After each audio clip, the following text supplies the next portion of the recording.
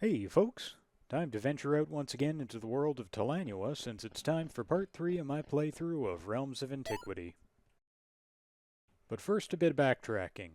At the end of last session we headed across the sea with Ket to find new adventure on the other side of the ocean. Turns out though, got a few things to do back at home first.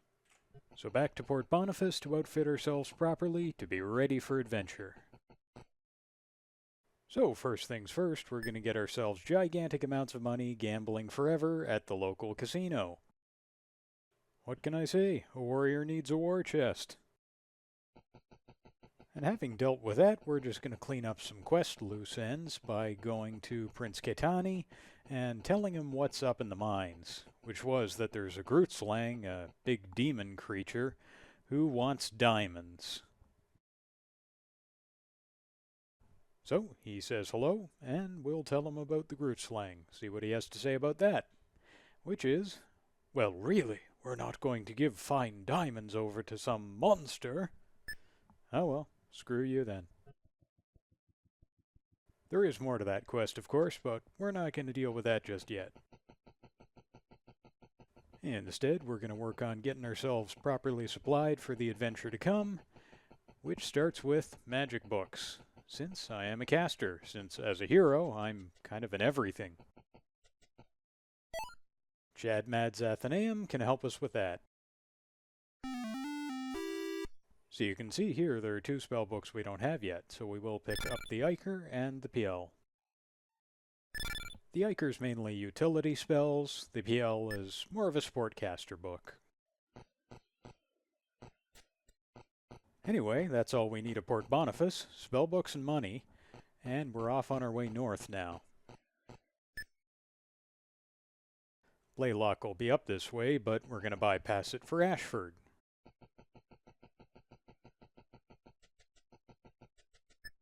Likewise Cragburn over there, but not worried about that just yet. And that graveyard, likewise a concern for later.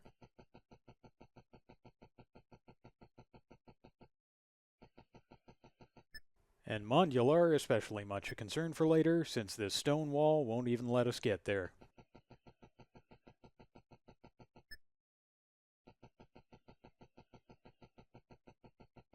And made our way to Ashford. Not interested in the inn though. Instead we're going to the Bowyer, who's down here in the corner. Ivor's Bows.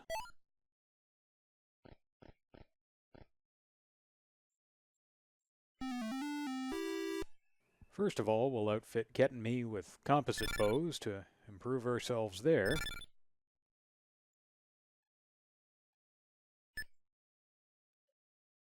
Ditch the short bows and put those on.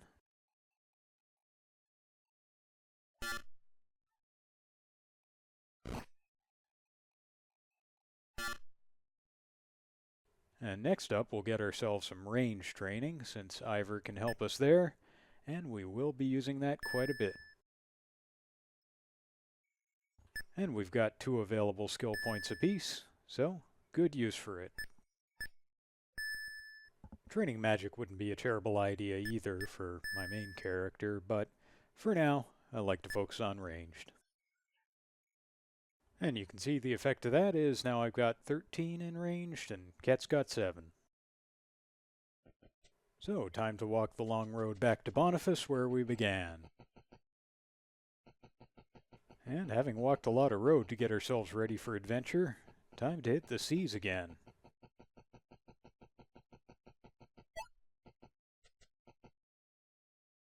So, let's hit up the Wharf Master and grab our boat to Zephan, just like before. But this time, just a little more ready to take on the world. In weapon and money terms, anyway. We are kinda underleveled. One more thing to do to get ready to take on the world. Buying a few lunches for the road.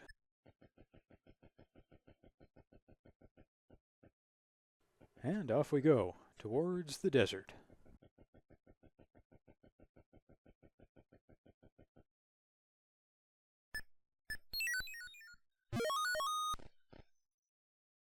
And here's a funny little promontory where, well, You can see a vast desert of sand before you, blinding bright in the sunlight. The sign here is written in an elaborate script and reads, "The Amari Desert, the province of the Almighty Padishah." And out we go indeed, into the desert.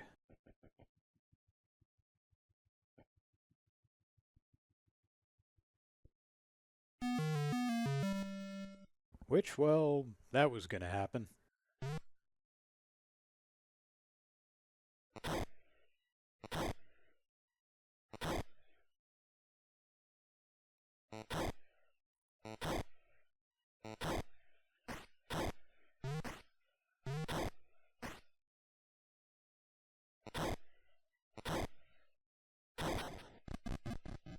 Well, that's progress, but we're kind of taking more damage than we're doing here.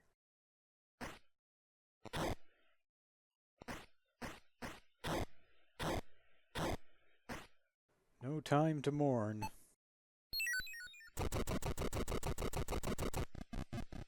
Or no need, since, well, that shockwave sure can do the trick in the early game.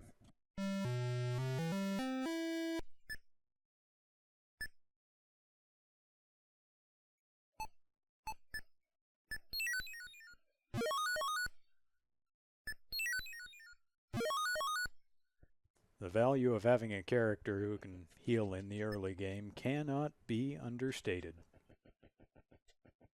Speaking of which, let's go find another caster to join our party.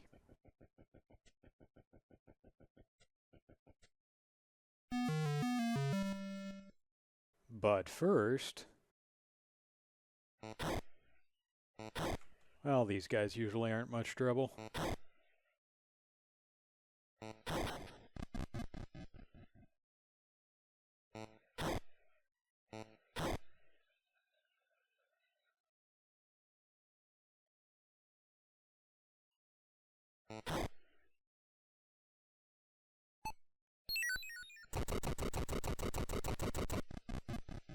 Not much trouble when you got a shockwave handy anyways.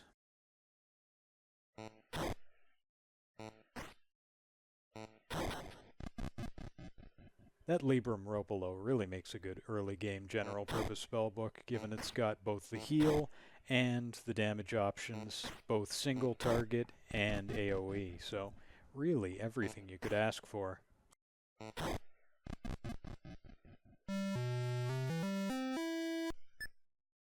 But those guys didn't give us a lot of trouble regardless.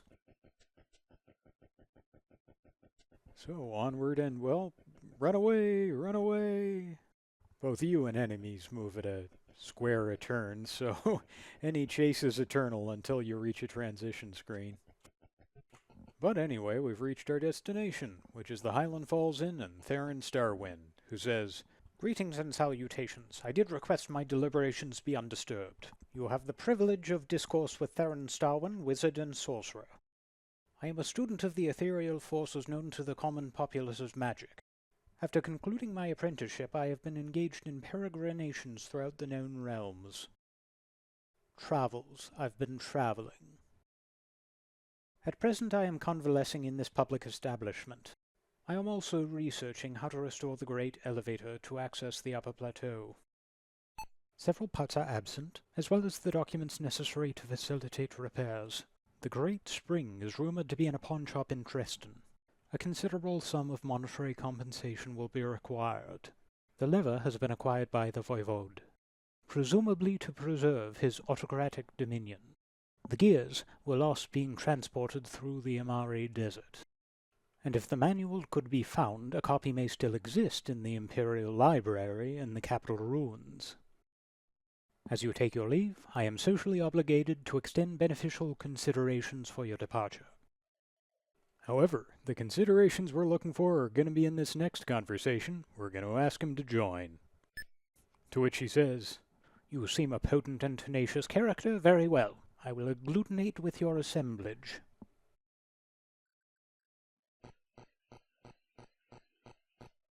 And before we depart, we're just going to do some inventorying. Since I want to check his inventory and give him something better than what he's got in the spellbook department, since I'd rather he had the Libram Kill than the Libram Torminin. And off we go. In this case, off to Trestan, east of here, since it's got some goodies we're interested in, including an elevator component that Theron mentioned. But first, we got a little company here, so we're going to have to figure out what to do about that.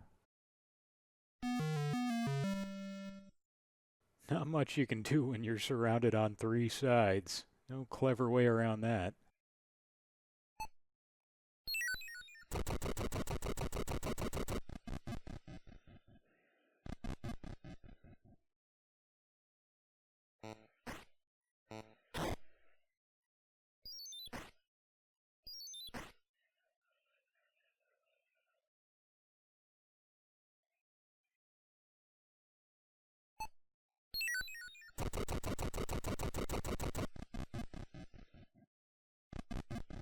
Good old shockwave, always does the trick.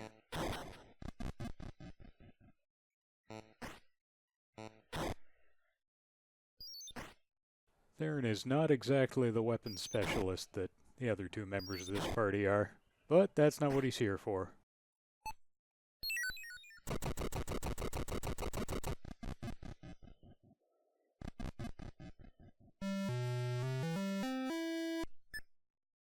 And that all worked out pretty well in the end.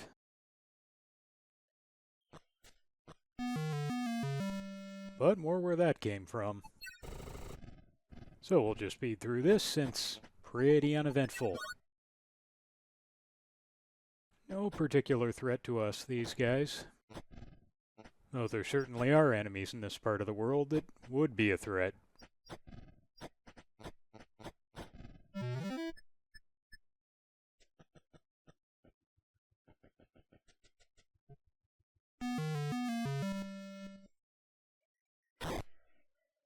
These guys likewise, no biggie.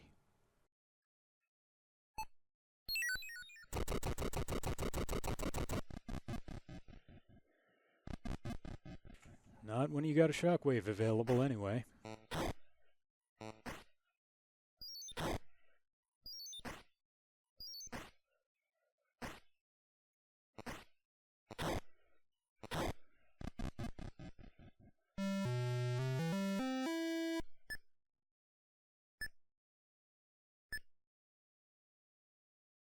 Okay, behold Trestan, and the pawn shop.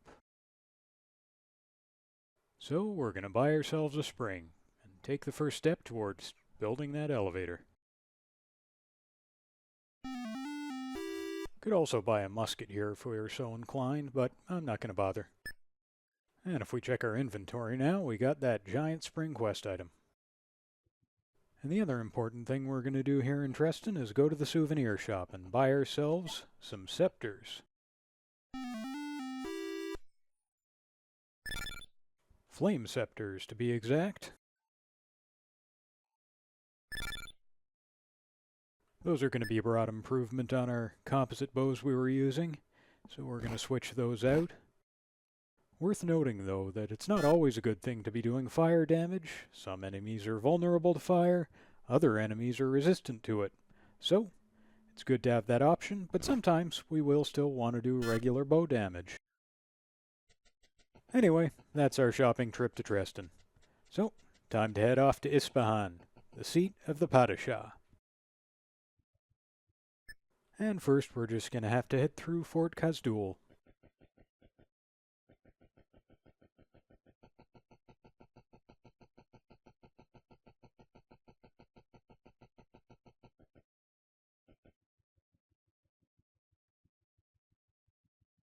Run away! Run away! I mean, we should be able to run away.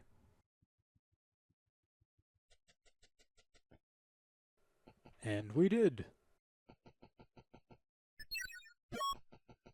And now that we're in Ispahan, time to fish around for whatever quests might be found just hanging around the city, ready to be picked up.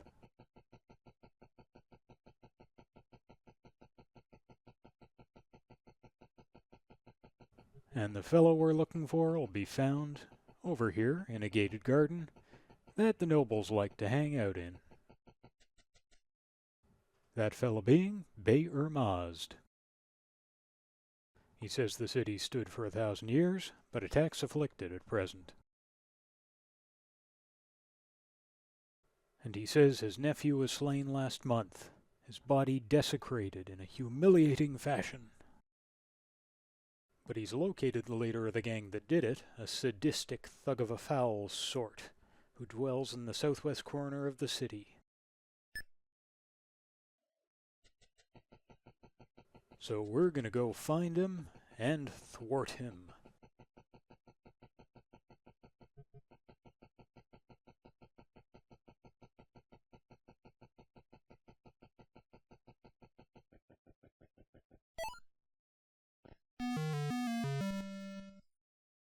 Might be a few more thugs along the way, though.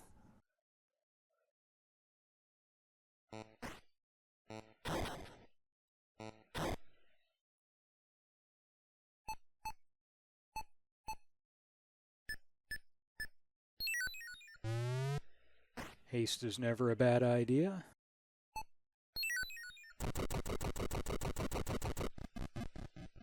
And a shockwave sure isn't.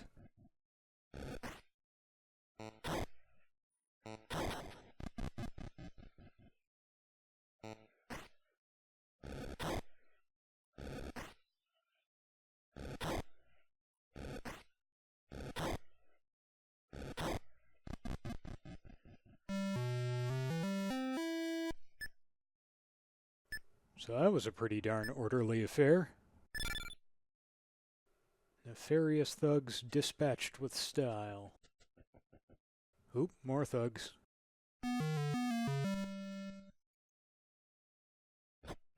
Well, this goes pretty productively, and with these slow-moving enemies really shows the advantage of using your ranged weapons and making the most of that distance. Seems to me thugging just doesn't work too well when it takes you all day to cross a 20-foot field.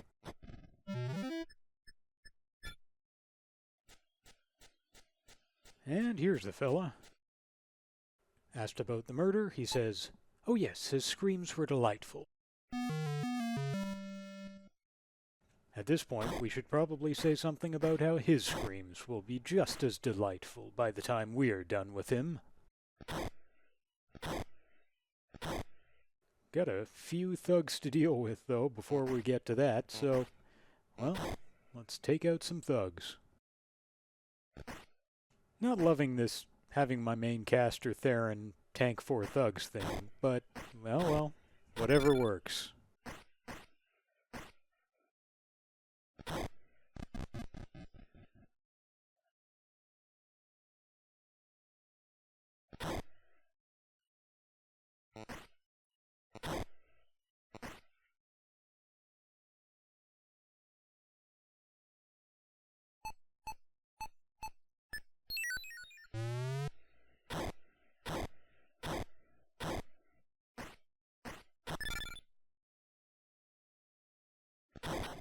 Not much happens for a while here, so let's skip to the chase.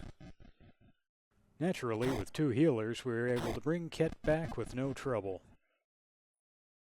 And it's just a matter of offing this bastard in the end. He has got a lot of HP.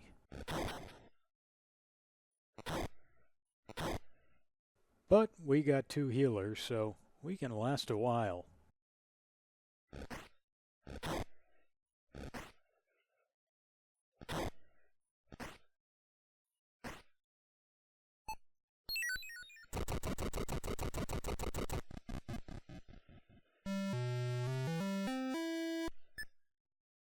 And of course, it's the good old shockwave that does it in the end.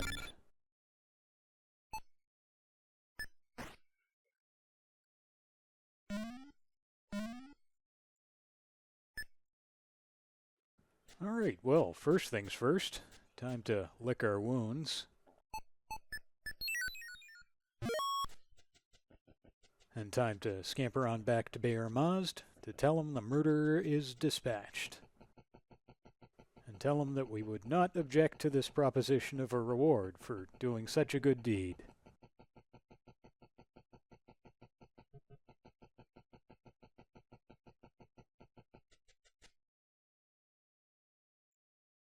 So we'll tell him about the thugs, and he'll tell us, "1,000 thanks, my friend, for ridding us of that beast. Here, take these crescents. They shall aid you in your journeys, I am certain." Little does he know we're actually already stinking rich, but it's appreciated. The gesture is appreciated. Anyway, I think we've done a good job of equipping ourselves for adventure, and then heading across the sea to find it here in Ispahan and Trestan. But I think that's a good place to call it for today, and we will wait until next time to explore the further quests available to us in Ispahan and the realm of the Padishah. Thanks for watching, folks. See you next time in the Realms of Antiquity.